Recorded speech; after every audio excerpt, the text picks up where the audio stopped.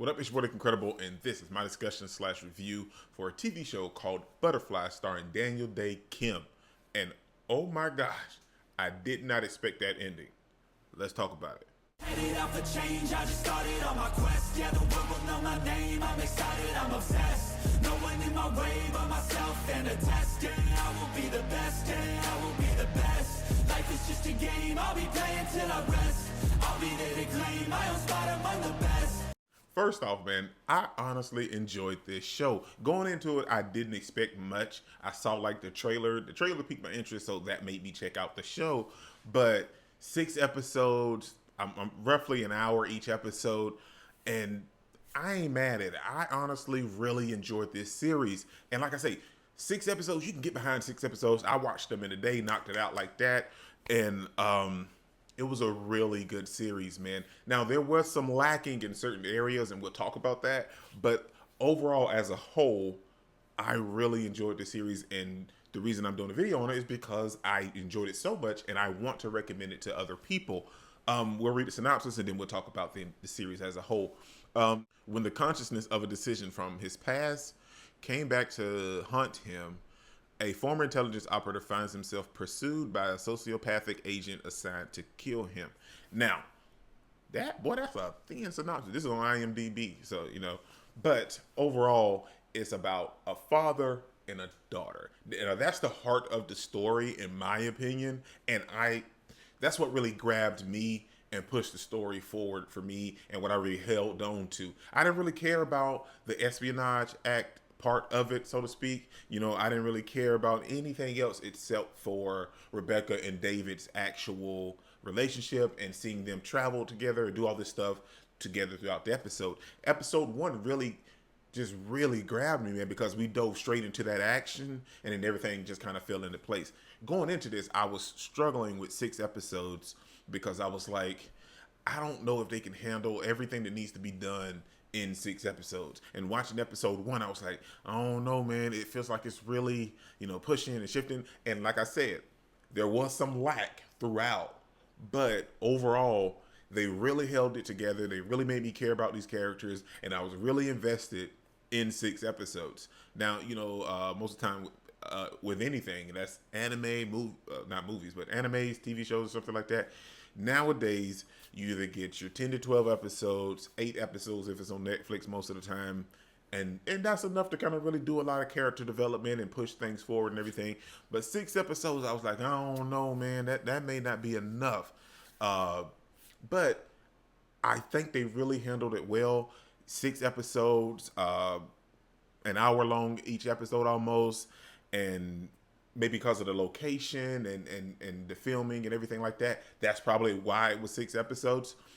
Because it looked like they actually filmed in Korea. So they filmed in Korea the entire time. So that probably ate into the budget, and then paying the actors and the crew and all this other stuff. So cutting it down to 6 episodes, that's going to give you enough time to really...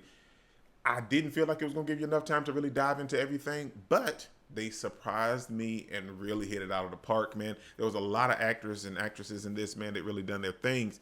And like I said, there was lacking in a lot of parts. Huge shout out to Daniel Day Kim and Raina Hardesty or whatever. Those were the standouts for me. No discredit to anybody else, that's Rebecca and David. The story focuses on them as a father-daughter duo, but they really sold it. I think they upped their performances. I was really feeling it. A lot of the lack for me came from Louis Landau, the character Oliver, and Piper Pierbo's character Juno. She was supposed to be this big, scary villain, and she didn't really have it for me. She felt a little bit one-dimensional, and the character of Oliver, I don't know if it was the writing, the actor, or what. Something just wasn't meshing there with me, and I just had no connection, or I didn't even care about any of that particular part of the story. Like I said, I focused mainly on the father-daughter aspect. I'm assuming that's what they wanted me to, but that's what really hooked me. There were some funny moments with Raina Hardesty's character, Rebecca. She really stole the show for me. She made this series what it was, in my opinion. I loved her with the action and the comedy, the sit-down parts. Now, the action itself as a whole started off great, and then it kind of dwindled down a little bit more. You kind of see some stuff going on, but it wasn't bad. Wasn't great, but it wasn't bad. Now, there's one character in particular that I really did enjoy that wasn't those two characters, and that's the character of Gunn. Gunn was a phenomenal assassin villain character in the show, and I did like to kind of play on the words. You know, his assassin name is Gunn, but he uses a knife. You know what I'm saying? It's like a twist on the whole concept of it, but he really stood out for me, and everything else kind of faded into the background besides David and Rebecca.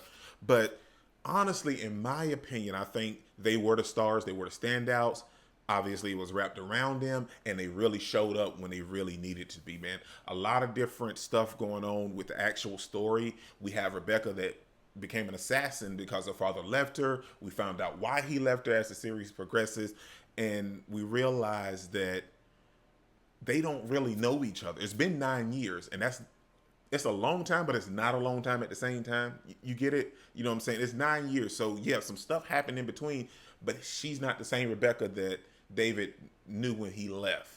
You know, so now there were certain different circumstances to why he left to protect her, but she's not his little girl anymore. She's her own woman. She does her own thing. You know, she's a professional assassin herself. So we get to see Rebecca and David trying to navigate all this while going on the run from Juno, while trying to take down Juno at the same time. And what I like about it is we finally get to see them start to clicking as the episodes progress. And like I said, it's 6 episodes, so you'll start to see that transpire a lot faster. But these hour-long episodes really felt like it was giving you maybe 2 and 3 episodes at a time in one particular episode. So huge shout out to Amazon for that. And I think they got a hit on their hands, in my opinion. I'm excited for a season 2, man. As we see the story progress, we find out that David has another wife, another daughter, and that kind of sends Rebecca in a tailspin, because you're like, oh, so you just left me alone all these years and just created another family. But we see how that affects Rebecca, but then it opens up Rebecca, and then we see Rebecca spending a lot of time with David, where now they're starting to get back in the flow, and they can kind of open up to each other and realize what's going on with each other, and then work together to take down Juno. And honestly, in my opinion, at the heart of it, that's all it was. It was just a father-daughter bonding thing, and that's what made it really good. Everything else is kind of just floating out here in the ether, but that's what we really enjoyed. But we also get to see Rebecca, you know, meeting her father's other family, you know, his wife and his new daughter, so to speak, as Rebecca would say. But we see them clicking and her getting along with her little sister. Like, there's so much to unwrap, and then you get that final moment in the last couple episodes where it's happy, it's go lucky. You know, their whole plan done went basically the way they wanted it to go. Everything is good, and then next thing you know, man, you get that freaking ending. And honestly, in my opinion, I don't think the way that they showed it to us, because I felt something was off right there at the ending, the way that Rebecca was looking. I don't think Rebecca did it. I'm not going to go into details because I want you guys to check it out. It's only 6 episodes. But I don't think Rebecca did it, but that's the way it's going to look to force her season 2, in my opinion. I don't know, man. I don't think she done it. I think somebody else did it, and Rebecca's not there to defend herself, and the first thing her father does was jump to the conclusion that Rebecca did it. So all that buildup that we had in these 6 episodes with them coming together, connecting, and getting closer, you just gonna throw that out the window? But overall, man, I really enjoyed it. If I was rating it, we'll do out of 10. We'll do out of 10. I'd say I'd give it a high 6, 6.5, 6.7 or something like that. Piper Piero's character, Juno, and her son, those 2 characters really didn't do it for me. And then, like I said, the action had its moments. Oliver, I don't know if it was the writing or his acting, just something wasn't meshing with me for that character. And Piper Piero, Juno, I feel like she needed to be just a bit more intimidating, man. I mean, I know you're the big, powerful figure, so you don't actually have to do the work yourself, but she just didn't feel threatening. You know what I'm saying? This is what is incredible. Don't forget to smash the like button so you can't smash any more. Comment down below, and I'll be sure to respond to each and every one of them, and subscribe. Peace out. Cause I've been working a lot, I think I deserve a shot, I think I deserve a spot. Cause it's been years on this path that I walked, and if I keep going, I pray I'll be at the top.